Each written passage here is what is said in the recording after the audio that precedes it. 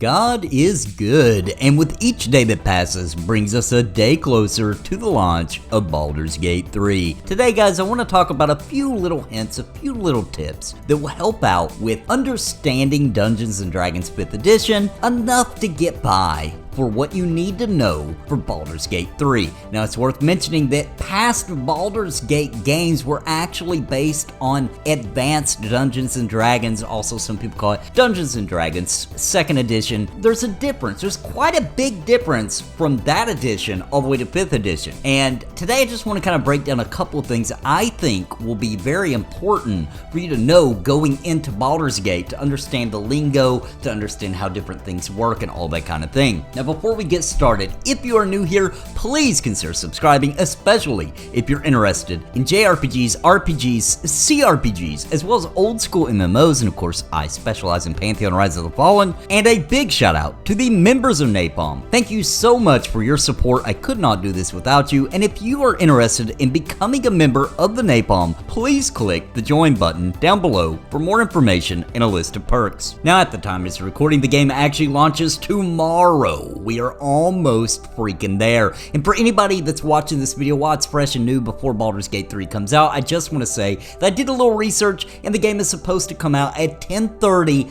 PST, which would make it 12:30 Central Time on October the 6th, which is a Tuesday. Just so you know, that's when it should launch. Now let's get into it. So one of the big things that I noticed when I went back and played some Baldur's Gate 2 was that the to-hit AC, or to-hit armor class, was something that used to be in Advanced Dungeons & Dragons, and I remember that from Advanced Dungeons & Dragons, and that does not exist anymore in the 5th edition rule set. This makes things a lot less complicated, in my opinion, by relying more on the saving throws instead of the what a lot of people call THAC0 or THAC0. So instead of all that mess, which was quite frankly very confusing, but instead of all that now, we have the 20-sided die. Now this will be used for so many things now. The D20 is the dice now that you roll for checks, perception checks or strength checks or whatever the case may be. And usually your other dice is used for calculating damage. Now, of course, in Baldur's Gate 3, it's going to manage all these things, right?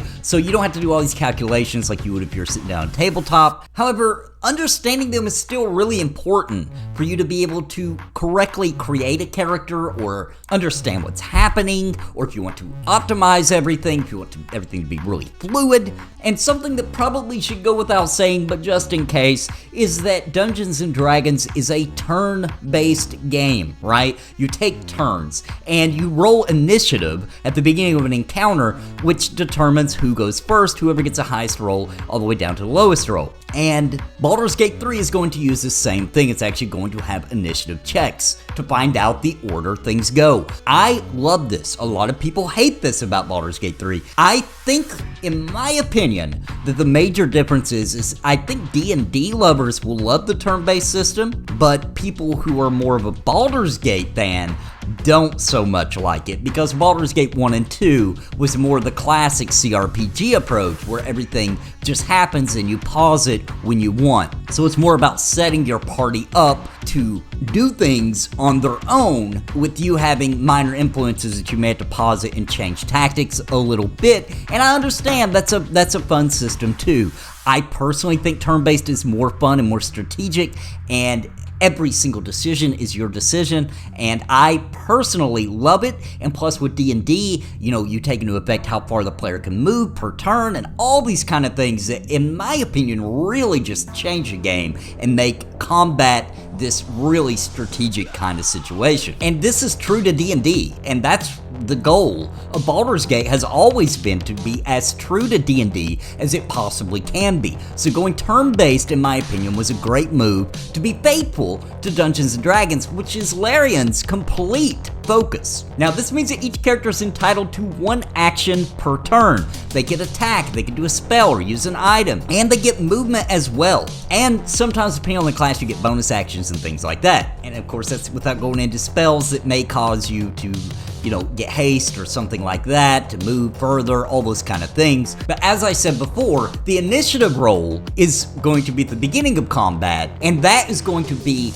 what order things go in. So it does have a lot of randomness to it, just like D&D does, and I think that's awesome. So we're going to start with strength. This is a measurement of natural athleticism, bodily power, and it's very important for barbarians, fighters, and paladins. Next up, we have dexterity, which measures physical agility, reflexes, balance, poise, and it's very important for monks, rangers, and rogues. Then we have constitution, which is a measurement of health, stamina, vital focus, and is very important for absolutely everyone if you want more HP or hit points. Next up, we have intelligence, which measures mental acuity, information recall, analytical skill, and is very important for wizards. Then we have wisdom, which measures awareness, intuition, insight, and is very important for clerics and druids. And last but not least, we have charisma, which measures confidence, eloquence, leadership, and is very important for bard, sorcerer, and warlock. Now, also worth mentioning is that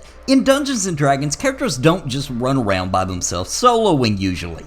Each character has a role within the party and a group of adventurers working together for a common purpose. Teamwork and cooperation greatly improve your party's chances to survive in the many perils in the worlds of Baldur's Gate 3. So, with Baldur's Gate 3 being a multiplayer game, it's very possible you'll be playing with a diverse group of different people playing different roles. And it is actually important that you think about what you want to get out of your party, what you want to be able to do, what kind of obstacles you want to be able to overcome, and make your party, if possible, more rounded off. Now, I have a full class guide of all the classes available in early access on this channel, and it is worth checking into all of those so you can understand a very basic of each role, and that will help you make a better party composition. Now, I want to talk a little bit about advantages and disadvantages. So sometimes an ability check, an attack roll, or even a saving throw, and we'll get more on to that in a minute, is modified by special situations called advantage and disadvantage.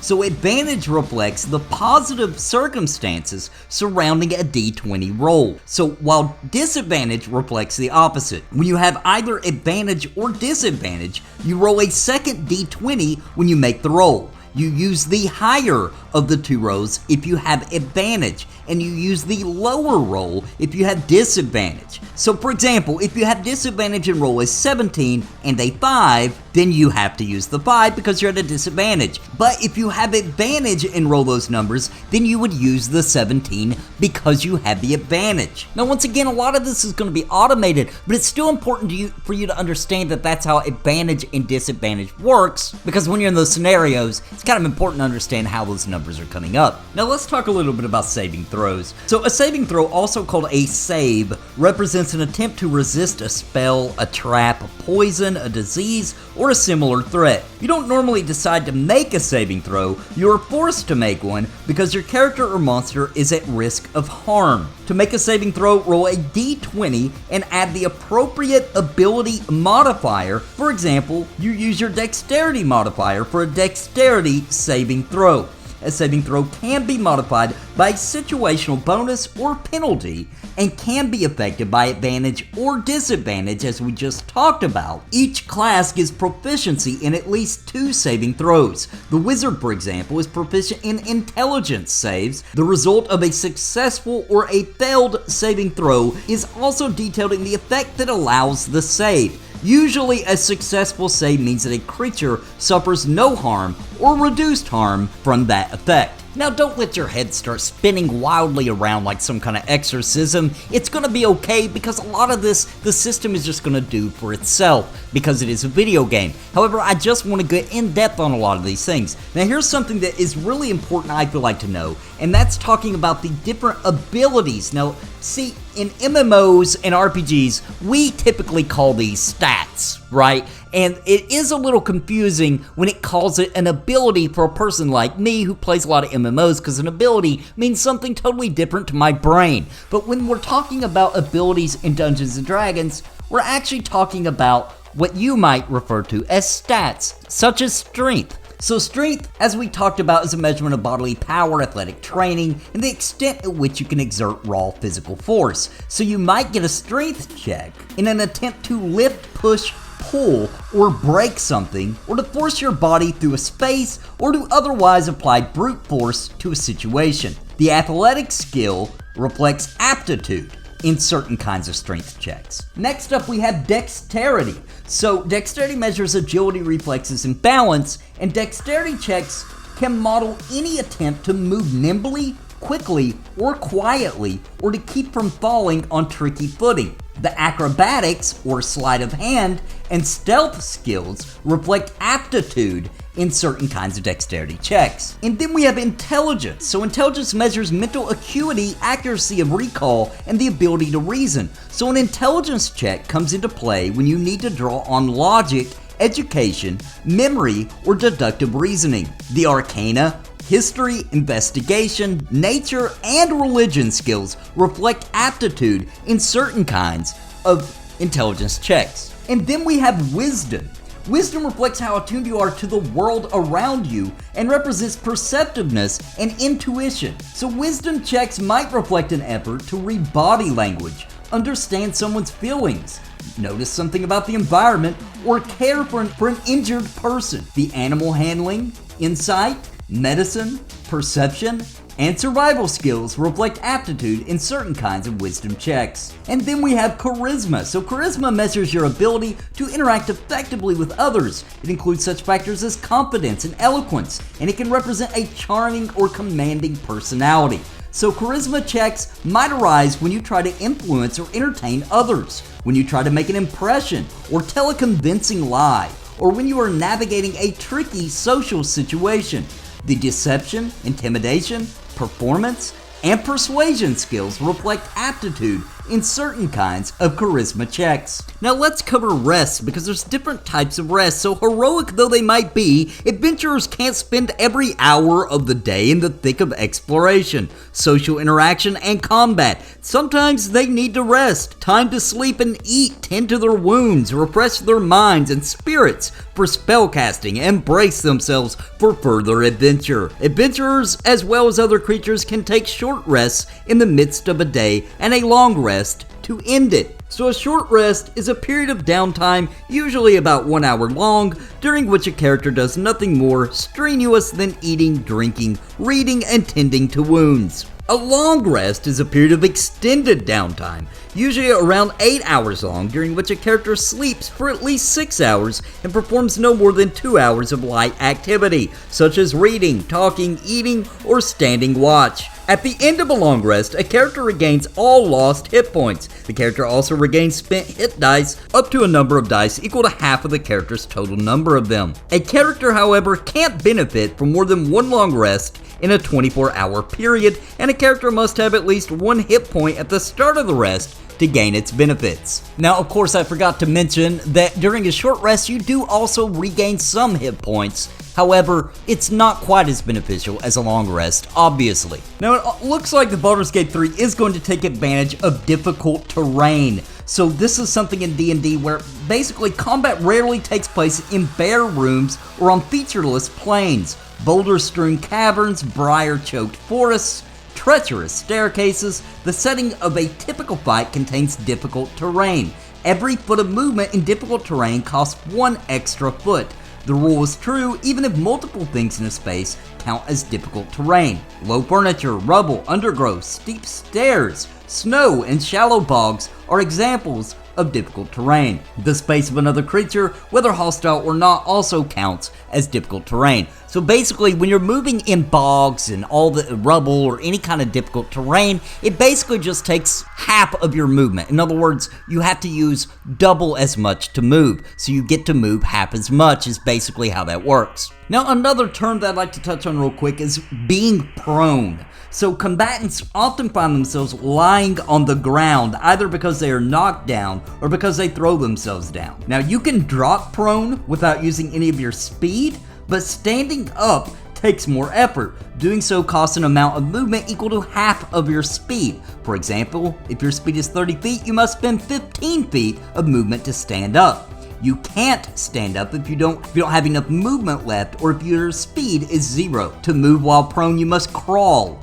or use magic such as teleportation. So you don't want to fall prone in most situations. And guys, that's quite a bit of information to kind of prepare you for the launch of early access for Baldur's Gate 3, which by the way is tomorrow. So I hope you're super hyped as I am. I can't wait. I'm super excited to play a Dungeons & Dragons 5th edition game on my PC, at least as close as I think technology can possibly get us today. I think the game looks great. I think it matches the Dungeons & Dragons art style from the books fairly well, and I'm super excited about it. Guys, if you haven't already subscribed, please consider doing so. I will be streaming and playing and talking about Baldur's Gate 3 a lot because I'm super excited for this game. And a big shout out to the members of Napalm for keeping this channel going. Thank you so much. And if you're interested in becoming a member of Napalm, please click the join button down below for more information and a list of perks. And of course, until next time, guys, God bless and happy gaming. Please listen to what I say. I've been making videos all day. It's a video buffet, you can even hit replay. But please just subscribe. I can't even describe being part of my tribe. I'll even offer you a prize. But just please just subscribe and hit the bell notification too.